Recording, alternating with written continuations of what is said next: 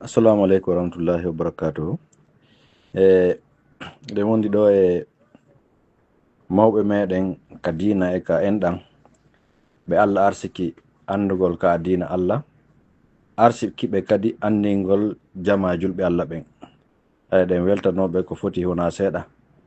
Allah waɗanɓe ɗum joddi aljanna kamɓe fo e ɓeygureji maɓɓe. Haray hiɓe ɓeydana ɗo précisal ngol ɗen fi o waɗugol umra ha ko hewti hajji on. Assalamu aleykum alaji. Salam. Ko non woniri wa aleykum salam wa rahmatullahi wa barakatuhu. Musidɓe julɓe tedduɓe, musidɓe dina e enɗam salmina on salminago islam teddugo barkinago, mi yewon assalamu aleykum wa rahmatullah. Ko non woniri no ceerno Alpha en holliri non ko musidɗo moɗon enɗam e dina, miññirawo yoga e moɗon, kotirawo yoga e moɗon Abdoullahi Ba, lolliri andirede oustaz Abdallah Mombeya. Allahu tabaraka wa taala kanko jogi programme ji gurdam bani adama ɗin, yudabbirul amra no wi'iri non, ko kanko woni yiltidirowo tappidira yiltidira fiyakuji ɗin. Allahu tabaraka wa taala muyi ko menen ɗo ardi umra on e ngal ɗo avion goto, compagnie goto, vol goto gila Conakry ha Madinatul Munawwara, ɗum ko Emirates. min iwi Conakry, min rewru e Dubai, min ardi Madinatul Munawwara. Allah hollidiri men ɗon, tawi kadi komin groupe goto wonɓe ley ɗowande aden goto.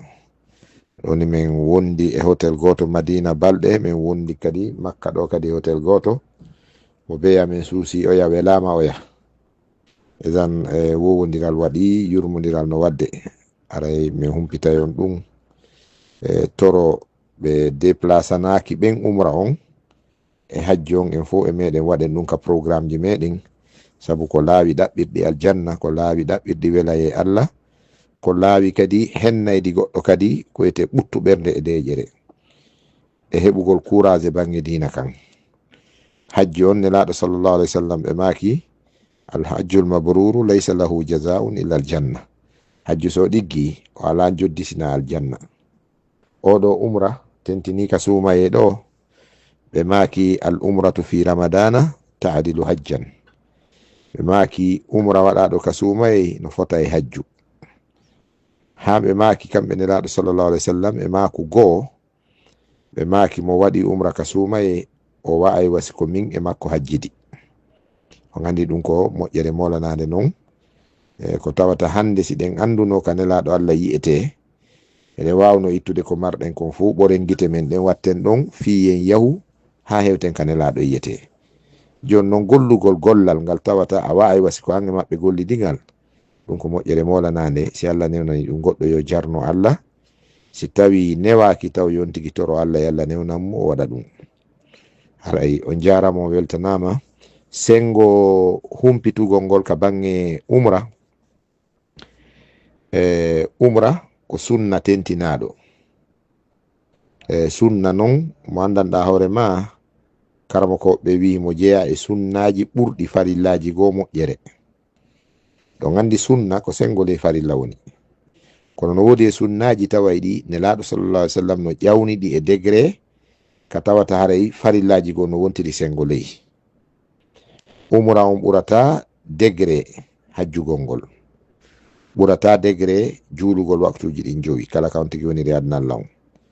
kono e bange farillaji goo waɗeteɗi a taway moƴƴere koyɓoto kon e umra on, ɗum haray no towi ha feƴƴiti keerol. no jeeya mum komi jantani en kon ɗo ɗiɗo makuji nelaɗo sallallahu alih w sallam e nokkeli ka umra ga, ka tawata si a hewti ka umra ga a hewta e majji baraji koyɓata ɗon kon ko ɗum tun wawɗa heɓude. kono yawgol Madina juuro bela e nelaɗo on sallallahu alih w sallam e natugol ka rawda asharifa ruƴƴa darɗe ɗiɗi wendu e beeli aljanna, e yahugol juuro shuhada Uhud ɓe 71 waranoɓe ñande Uhud, tawi bappa nelaɗo no tawa e maɓɓe. ɗum kadi kaka umra ɗo tu wawi heɓade. e nde juulidde Quba ka nelaɗo maki mo laɓɓintinike juuloyi darɗe ɗiɗi e mayre, o windante baraji wa waɗɗo umra. ɗum kadi wawi wonde ɗo wo. On tigi feƴƴa ɗon wara makka o waɗa umra on o windane baraji o hajjuɗo. E nder ga kadi makka on ga kadi juula kadi ka haram. Si a juuli ka julidde Allah tabaraka wa taala makka on ɗo, darde ma wotere a windante baraji wa juuluɗo darɗe guluje temedere nokkugo ko wona makka. Mani ɗum kadi ko degré go molanaɗo. Fureji kadi sa tawama juulugol fure goto julɗo, a duwanike fure o watti no yamata ko julɗo, a windante qira baraji ɗin hino ɓuri fello udugol janɗude. Jon non ɗo kala waktu mo julɗa ɗo nyandete fureji ala juuleteɗi wata ko 3, 4, 5 ha 10, sina ɗum ko 100 e temeɗɗe fureji, ɗum ko kala waktu. Ko ɗum waɗi haɗa moƴƴere ko ne mum kono tiiɗi, si Allah newnani on tigi yo yacco, sai kadi newaki taw yon tigi toro Allah newin. Ɗum ɗo woni classe arano on ko ɓuri moƴƴude ko yon tigi waɗu hajjo on hajjana hoore mum, waɗa umra on waɗana hoore mum, refti noon si heɓoyi feere finance woɓɓe go ɓe waɗa. Ɗum ɗon woni aranum ɗum. Kono ɗum ittintinari hino sella ka tawata neɗɗo mo hajjari no hajjina woɓɓe, mana neɗɗo mo yaari hajju no wawi naɓude goɗɗo hajju, ella wala.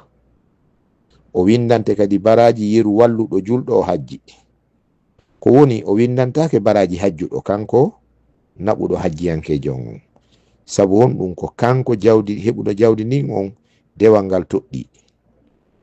ɓay ko lillahi ala nnasi hijjul bayti man istata'a, Allah wi on taganaɗo. Joni noon kanko heɓuɗo feere nden on ko wiyete azadu warrahila on kon jooɓa e ko wiyete kon paasi yaadu e ardu e ko yooɓo, ko kanko hajji on waɗɗi. Kono si o tottari ɓay hajji on e nder gurnan ɗan ko laawol gotol pettuɗi farilla on, no gasa o totto e ñande goo. Ado noon o tottoyde ñande goo, kala mo wawi hajjinde o windante baraji hajjinɗo goɗɗo. ɗum ɗon kan c'est clair et net.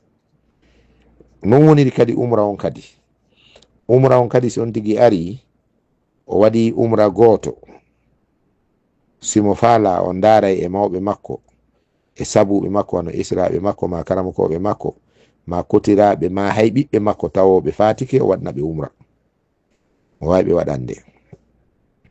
himo wawi kadi o waɗi lawol ma ñande o waɗata wo o waɗana goɗɗo, o yoɓana goɗɗo goo, ma o waɗana hoore makko o yoɓa goɗɗo waɗana mawɗo makko on. ɗum kadi haray wawi wasiko kanko waɗi non kadi no sellira non. Toɓɓere ɓurde joganade jama buyi jilɓaye ko bange joni noon mo hajjari ma mo arari umra, est ce que no sella ko o finance goɗɗo ɓe waɗanamo kanko. Si tawi ko kanko mo arari on, tawi mo selli mo wawi ɗon, so o finance sellata. So jonni goɗɗo jawdi o wi waɗanan umra, miɗo selli nongoy, miɗo wawi non, miɗo wawi yaade few mi waɗoya, kono yaw waɗanalan ɗon, so waɗanimo sellata. Kono fi o arari ka umra, fi o waɗari umra on taw hino sella ka o yoɓana goɗɗo goo yo waɗane, o yoɓa goɗɗo waɗani babay an. Min mi yahari taw sindo mi yehi no waɗana en hoore am waɗana mawɓe am ɓen, kono ɓay mi yahari an wonɗo ton ma fokkituɗo mi yoɓima waɗanɓe, no sella. ɗum umra on wo hajji on wo no sella. Joni noon dalil on hara en wolari tun. Dalil on ko sahabajo nelaɗo ridwanullahi alayhi arnoka maɓɓe heɓe hajjidude, o wi enene laaɗo yalli hino yona yumma an nde mi yoɓa goɗɗo e yimɓe saare makka e arabeɓe makka ɓe hajjana yumma an. Nelaɗo maki waɗu ko ɗum ɓuri hanude. Fa ummuka ahwaju ilayk, nene ma no hatojini e maɗa, yani ben ma no hatojini e maɗa, mawɗo ma fatiɗo mo hatojini e moƴƴere ma an, yoɓu goɗɗo hajjana ɓe. E fillaye goo goɗɗo ari o hajji, ɓay o hajji o wi'i nelaɗo no miɗo yaade mi waɗana babay an umra, no sella kam yoɓa goɗɗo o waɗana nene an. Ɓe maki hadise goo yewtere goo wi'i ko neɗɗo wonnoɗo saare Madina, ko nelaɗo en arta o ɗaɓɓi goɗɗo e sahaba ɓen o yoɓi mo, o wi sa yehi waɗana nene an umra. ayɓe yultike o landiniraɗo ɓe maki no sella hewto yeyi bi isnillahi baraji ɗin hewtayɓe isan no sella ka neɗɗo mo arari hajju o hajjari ka o hajjina goɗɗo ko woni ko ɓuri moƴƴude yo attor hoore makko no sella kadi mo waɗari umra ka yoɓa goɗɗo ɓe waɗana goɗɗo umra paraji yeru ko moƴƴere nden hewta e mo ko ɓuri noon moƴƴude ko yo aro totta kanko ɓa o tottorana ɓen ma o yoɓora woɓɓe goo ɓe tottana ɓe hare ko ɗum woni e nder bange ñawore nden on weltanama yo Allah yoɓon ko moƴƴi. Assalamu aleykum wa rahmatullahi wa barakatuh.